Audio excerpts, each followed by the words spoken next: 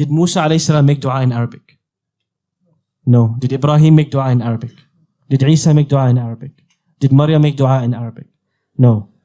So why do some of us think that in order for us to speak to Allah, we have to memorize a script and we have to speak to Allah in Arabic? Does he not understand our language? He does. Now you tell me, when you speak to Allah in your own language, what's the difference? Does it have a difference in how you speak to Allah? What's the difference? It comes from the bottom of your heart. When you express yourself in the most raw and unfiltered manner, with no translation, no script, it will come from a part of your heart you didn't know exists. There's a reason why people write love letters in their own languages, or they express their care for people in their own languages. The prophets made dua to Allah in their own language. Now, how do we converse with Allah? If dua is not a transaction, then what is it? Note, Zakaria alayhi salam is speaking to Allah. إِذْ نَادَى رَبَّهُ نِدَاءً خَفِيًّا. He calls out to Allah with a silent call. قَالَ رَبِّ إِنِّي وَهَنَ الْعَظْمُ مِنِّي وَاشْتَعَلَ الرَّأْسُ شَيْبًا. Oh Allah, my bones are weak, my hair is grey. وَلَمْ أَكُمْ بِدُعَائِكَ رَبِّ شَقِيًّا. My hair may be grey, my bones may be weak, but I'm not going to give up on speaking to you. وَإِنِّي خِفْتُ الْمَوَالِيَ مِنْ وَرَائِي. I'm scared there'll be no one after me to pick up my legacy. وَكَانَتِ امْرَأَتِي عَاقِرًا. My wife can't even bear children. فَهَبْ لِي مِن لَدُنْكَ وَلِيًّا. But even though it's impossible, I'm still going to ask you to gift me a child. يَرِثُنِي. Someone who inherits my legacy, not just any child. وَيَرِثُ مِنْ آلِ يَعْقُوبَ. Someone who inherits from me and the legacy of Yaqub. وَجَعَلْهُ رَبِّ رَضِيًّا. Make this child pleasing to me. What do you note when you hear the way Zakaria expresses himself to Allah? What do you note? What do you observe? Real question. Yep. He's confessing his own weaknesses. What else?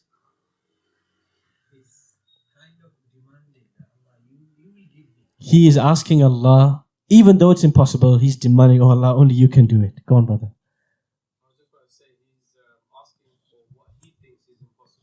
He's asking for what he thinks is impossible. Go on. He's in a state of vulnerability. This is the one word we have to remember. When Zakaria talks to Allah, he speaks to Allah in the raw, vulnerable, broken and unfiltered manner. There's no script. He's just broken down in front of Allah. And this is the dua. The way you speak to Allah when you are broken down, when you are desperate, when you are raw and unfiltered, that dua, believe me, breaks through the ceiling, breaks through the ozone layer, and it reaches the Almighty because of the depth of certainty and sincerity with which you said it. Many of us are stuck in a pattern, a cultural pattern, that we have to memorize a certain word for Allah to accept our statement. Allah understands every language, and every prophet made dua in their language.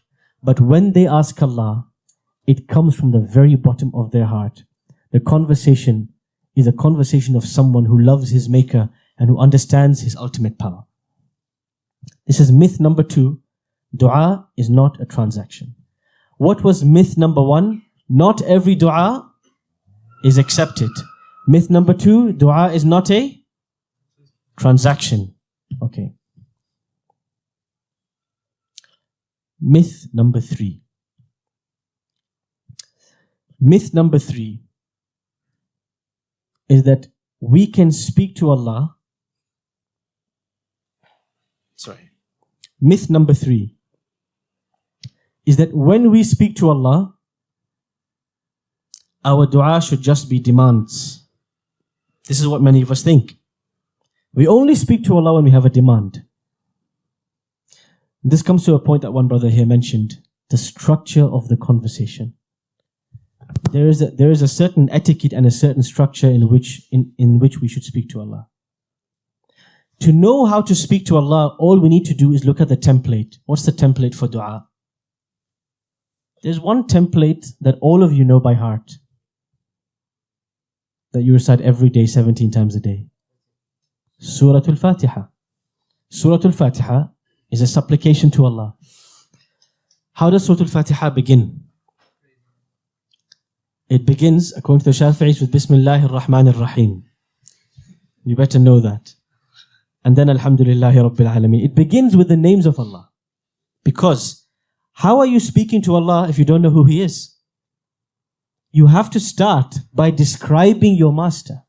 Oh Allah, your mercy knows no bounds. Your mercy touches even the birds in the sky and the fish in the sea, the plants in the soil, the ants in the desert, the lizards as they scurry around the corners of buildings. Oh Allah, your mercy touches the bacteria in my stomach. You feed them when they don't even realize. Oh Allah, when I look at the eyes of a child, I see your mercy. When I look at the love of a mother, I see your mercy. Oh Allah, when I was down in the dumps, you showed me your mercy. When the earth was dry as rock, you sent your rain and you showered upon us your mercy. Oh Allah, when I was vulnerable and weak, you gave me my parents and they showed me mercy. It was just an extension of yours. Oh Allah, every moment of my life has been nothing but an experience of your infinite mercy. Now I can ask you my demands. You must start your dua with describing your Maker. You must start your dua with describing Allah. Not for Him, but for you. Because it gets you in the zone of understanding who you are actually talking to. The Prophet ﷺ, in the vast majority of his du'as, you will see the names of Allah peppered throughout. Ya Hayyu, Ya Qayyum, he would say every morning and evening, O Allah, the ever-living, the one upon whom everything depends. Bi rahmatika astaghith, I seek help in your mercy. Aslih li sha'ni kullah, fix everything in my life. وَلَا تَكِلْنِي إِلَى نَفْسِي طَرْفَةَ عَيْنٍ, don't leave me to myself even for the blink of an eye. Ahmad ibn Abd salam ibn Taymiyyah al-Harrani, famous scholar, the famous Syrian scholar Ibn Taymiyyah. Every morning, his student narrates, Ibn Qayyim narrates that he would get up after Fajr prayer and he would say two names of Allah continuously. Ya Hayyu, Ya Qayyum. Ya Hayyu, Ya Qayyum. Ya Hayyu, Ya Qayyum. Oh Allah, the ever-living. Allah doesn't switch off. He never becomes unavailable.